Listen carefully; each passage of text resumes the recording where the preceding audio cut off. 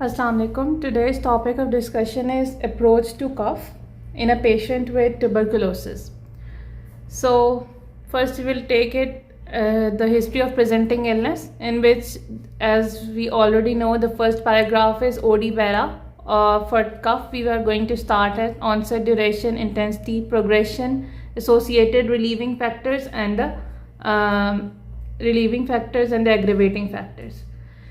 So it will be like patient not diabetic, not hypertensive, normotensive, normoglycemic, with a family history, or if patient has, you can mention here that he has a family history of tuberculosis, presented with a complaint of cough for last 4 months, which was gradual in onset, initially mild with scanty sputum, later to moderate to severe with half cup, yellowish, non-foul smelling, not containing blood. And this was progressively increasing, aggravated with cold and temporarily relieved with cold cough suppressants. Then you can also mention if there is any associated symptoms like fever. If this was associated with low-grade fever, which was undocumented, more in evening, intermittent, relieved with Panadol, and aggravated with exertion.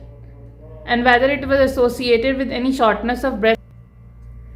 Then comes the second paragraph, in which you are going to tell the differential diagnosis. As I have discussed the patient of productive cough, so you are going to tell the differential diagnosis of productive cough first, and then a small paragraph, a small line for dry cough also you have to rule out.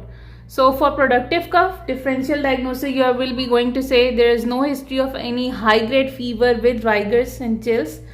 There is history of tuberculosis. We are going to discuss it in care. Then for bronchiectasis, there is copious amount of sputum, but it does not increases with postural drainage. No history of any IV drug abuse, any oral ulcers, skin rash which increases on sun exposure. Then you can say there is no history of shortness of breath on lying flat and causing awakening at night for heart failure.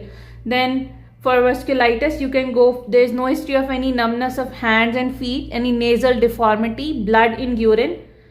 For Wegener's churk stroke and good posture. Then for dry cough, you are going to say there is no history of any flu, post-nasal drip, or any recurrent upper respiratory tract infections, any seasonal allergy to pollens, or use of inhalers, personal atopy, whistling sounds in chest, any family history of asthma, and then prolonged exposure to farms, factory, chemotherapy, radiation, birds, pets.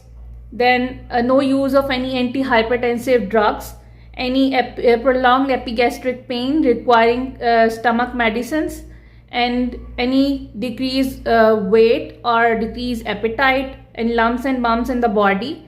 And then for sarcoidosis, there is no history of any tender red lesions over the shin which heals on its own.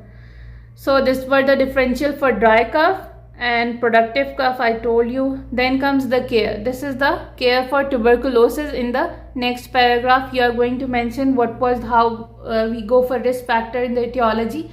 The patient has a history of contact with his son, and his son had tuberculosis 8 years back or 10 years back, which came out on sputum for AFB. He took 6-month anti-tuberculous therapy. Patient cleared tuberculosis but didn't get the sputum test at the end.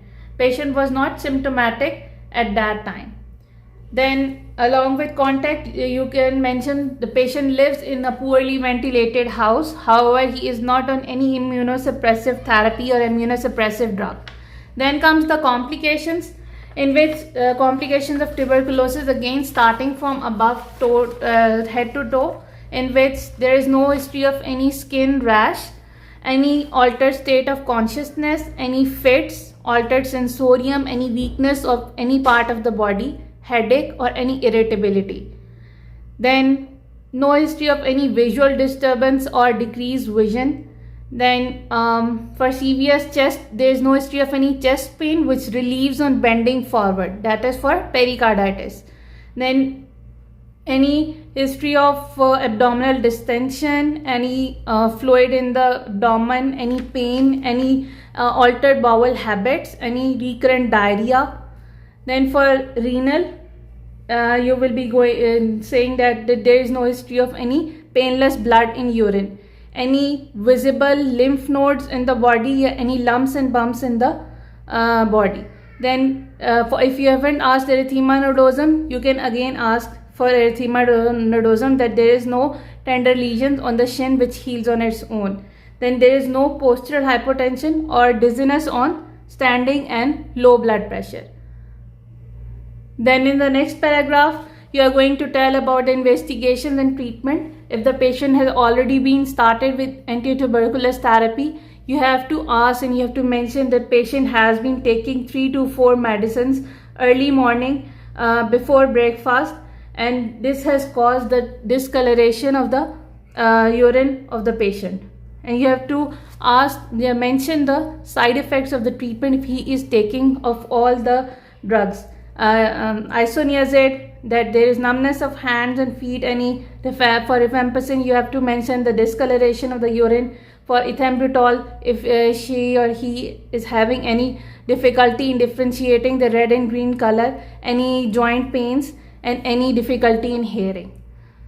Then comes the past history. As usual, you have to mention if there is a smoker or he has been admitted before for any chest infection. Then for occupational history, that is important because you are going to diagnose tuberculosis which is being treated for 6 months or 9 months according to the patient. Then vaccination history, if he remembers for BCG and other vaccinations, because that also makes a person prone to tuberculosis. Then functional status, how this is affecting his life. Then socioeconomic history. That's all for today. Thank you.